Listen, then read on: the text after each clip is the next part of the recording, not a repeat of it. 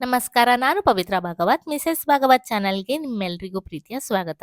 ಇವತ್ತಿನ ವಿಡಿಯೋದಲ್ಲಿ ನಾನು ಬಾಳೆಕಾಯಿಯನ್ನ ಬಳಸ್ಕೊಂಡು ಒಂದು ರುಚಿಯಾದ ಡಿಫರೆಂಟ್ ಆದ ರೆಸಿಪಿಯನ್ನ ನಿಮ್ಮ ಜೊತೆ ಶೇರ್ ಮಾಡ್ತಾ ಇದ್ದೇನೆ.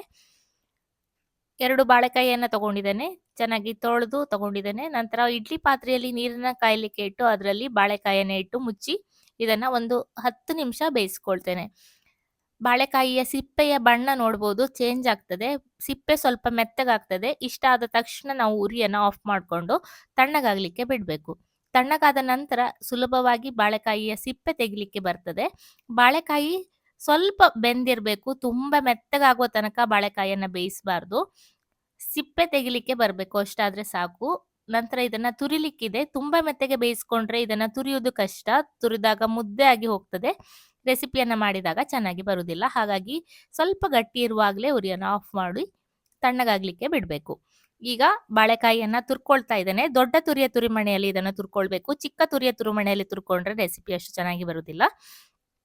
ನೋಡ್ಬೋದು ಎಷ್ಟು ಉದುರು ಉದುರಾಗಿ ಈ ಬಾಳೆಕಾಯಿಯನ್ನ ತುರ್ಕೊಂಡಿದ್ದೇನೆ ಅಂತ. ಈ ರೀತಿಯಾಗಿ ಬರಬೇಕು. ತುಂಬಾ ಮುದ್ದೆ ಆಗಿ ಹೋದ್ರೆ ರೆಸಿಪಿ ಚೆನ್ನಾಗಾಗುದಿಲ್ಲ. ಹಾಗಾಗಿ ಬಾಳೆಕಾಯಿಯನ್ನ ಹದವಾಗಿ ಬೇಯಿಸ್ಕೊಳ್ಳೋದು ತುಂಬಾನೇ ಇಂಪಾರ್ಟೆಂಟ್. ಈಗ ಒಂದು ಬಾಣಲೆಯನ್ನ ಬಿಸಿಗಿಟ್ಟಿದ್ದೇನೆ. ಬಾಣಲೆಯಲ್ಲಿ 2 ಟೇಬಲ್ ಚಮಚ ಆಗುವಷ್ಟು ಎಣ್ಣೆಯನ್ನ ಹಾಕಿದ್ದೇನೆ. ನಂತರ ಸ್ವಲ್ಪ ಸಾಸಿವೆ, ಸ್ವಲ್ಪ ಉದ್ದಿನ ಬೇಳೆಯನ್ನ ಹಾಕೊಳ್ತಾ ಇದ್ದೇನೆ. ಉದ್ದಿನ ಬೇಳೆ ಹಾಗೂ ಸಾಸಿವೆನ ಸ್ವಲ್ಪ ಜಾಸ್ತಿ ಪ್ರಮಾಣದಲ್ಲಿ ನಾನು ಬಳಸ್ತಾ ಇದ್ದೇನೆ. ನನಗೆ ಇನ್ನೊಂದು ರೆಸಿಪಿಗೂ ಕೂಡ ಒಗ್ಗರಣೆಯನ್ನ ಹಾಕೊಳ್ಬೇಕು. ಸಾಸಿವೆ ಎಲ್ಲ ಚಟಪಟ ಅಂದ ನಂತರ ಉದ್ದಿನ ಬೇಳೆಯ ಬಣ್ಣ ಬದಲಾದ ನಂತರ ಸ್ವಲ್ಪ ಕರಿಬೇವಿನ ಸೊಪ್ಪನ್ನ ಹಾಕ್ತಾ ಇದ್ದೇನೆ. ನಂತರ ಒಂದೆರಡು ಒಣಮೆಣಸಿನ ಪೀಸನ್ನ ಹಾಕೊಂಡಿದ್ದೇನೆ. ಈಗ ಇನ್ನೊಂದು ರೆಸಿಪಿಗೆ ಒಗ್ಗರಣೆಯನ್ನ ತೆಗೆದು ಹಾಕೊಳ್ತೇನೆ. ಈ ರೀತಿ ಒಂದ್ರ ಜೊತೆಗೆ ಇನ್ನೊಂದು ಎರಡದಕ್ಕೂ ಒಟ್ಟಿಗೆ ಒಗ್ಗರಣೆಯನ್ನ ಮಾಡ್ಕೊಂಡಾಗ ನಮ್ಮ ಟೈಮ್ ಕೂಡ ಸೇವ್ ಆಗ್ತದೆ. ನಂತರ ಇಂಗನ್ನ ಹಾಕೊಳ್ತಾ ಇದ್ದೇನೆ. ತುಂಬಾನೇ ಚೆನ್ನಾಗಿ ಪರಿಮಳ ಬರ್ತದೆ ಬಾಳೆಕಾಯಿಗೆ ಇಂಗನ್ನ ಹಾಕಿ ಒಗ್ಗರಣೆಯನ್ನ ಮಾಡಿದಾಗ. ನಂತರ ಅರಿಶಿಣವನ್ನ ಹಾಕೊಳ್ತಾ ಇದ್ದೇನೆ. ನಂತರ ಖಾರಕ್ಕೆ ನಾನಿಲ್ಲಿ 4 ರಿಂದ 5 ಹಸಿಮೆಣಸಿನಕಾಯಿಯನ್ನ ಬಳಸ್ತಾ ಇದ್ದೇನೆ. ಸ್ವಲ್ಪ ಖಾರವಾಗಿದ್ರೆ ಈ ರೆಸಿಪಿ ಚೆನ್ನಾಗಾಗ್ತದೆ. ಒಮ್ಮೆ ಎಣ್ಣೆಯಲ್ಲಿ ಮಿಕ್ಸ್ ಮಾಡ್ಕೊಂಡು ಈಗಾಗಲೇ ತುರಿದಿಟ್ಟಿರುವ ಬಾಳೆಕಾಯಿ ತುರಿಯನ್ನ ಹಾಕೊಳ್ತಾ ಇದ್ದೇನೆ.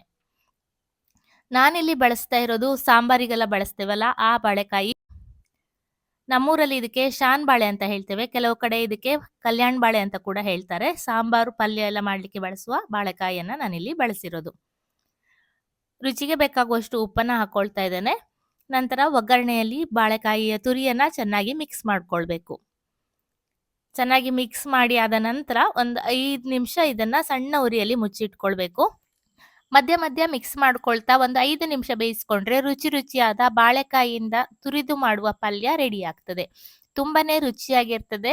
ಇದೊಂದು ಸಿರ್ಸಿ ಕಡೆಯ ಹವ್ಯಕರ ಒಂದು ಸಾಂಪ್ರದಾಯಿಕ ಅಡುಗೆ. ಅಲ್ಲಿ ಯಾವುದೇ ಸಭೆ ಸಮಾರಂಭಗಳೆಲ್ಲ ಇದ್ದಾಗ ಫಂಕ್ಷನ್ಗಳಿದ್ದಾಗ ಈ ಒಂದು ರೆಸಿಪಿಯನ್ನ ಮಾಡೇ ಮಾಡ್ತಾರೆ. ತುಂಬಾನೇ ಚೆನ್ನಾಗಿರ್ತದೆ.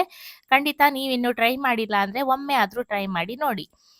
ಚೆನ್ನಾಗಿ 5 ನಿಮಿಷ ಬೇಯಿಸ್ಕೊಂಡಿದ್ದೇನೆ. ಕೊನೆಯಲ್ಲಿ ಹಸಿ ಕಾಯಿ ತುರಿಯನ್ನ ಹಾಕಿದ್ದೇನೆ. ಉರಿಯನ್ನ ಆಫ್ ಮಾಡ್ಕೊಂಡು ಲಿಂಬೆಹಣ್ಣಿನ ರಸವನ್ನ ಹಾಕಿ ಚೆನ್ನಾಗಿ ಮಿಕ್ಸ್ ಮಾಡ್ಕೊಳ್ತೇನೆ. ರುಚಿಯಾದ ಪಲ್ಯ ರೆಡಿಯಾಗಿದೆ. ಎಷ್ಟು ಉದುರಾಗಿ ಬಂದಿದೆ ಅಂತ ನೋಡಬಹುದು. ಬಾಳೆಕಾಯಿ ಸಿಕ್ಕಾಗ ಖಂಡಿತ ಒಮ್ಮೆ ಆದ್ರೂ ಈ ರೆಸಿಪಿಯನ್ನ ಟ್ರೈ ಮಾಡೋದನ್ನ ಮರಿಬೇಡಿ. ವಿಡಿಯೋ ಇಷ್ಟ ಆದ್ರೆ ವಿಡಿಯೋಗೊಂದು ಲೈಕ್ ಮಾಡಿ, ಶೇರ್ ಮಾಡಿ, ಅನಿಸಿಕೆಯನ್ನ ಕಮೆಂಟ್ ಅಲ್ಲಿ ತಿಳಿಸಿ. ಹಾಗೆ ಚಾನಲ್ ಅನ್ನ ಸಬ್ಸ್ಕ್ರೈಬ್ ಮಾಡ್ಕೊಂಡು ಸಪೋರ್ಟ್ ಮಾಡಿ ಅಂತ ಕೇಳ್ಕೊಳ್ತೇನೆ.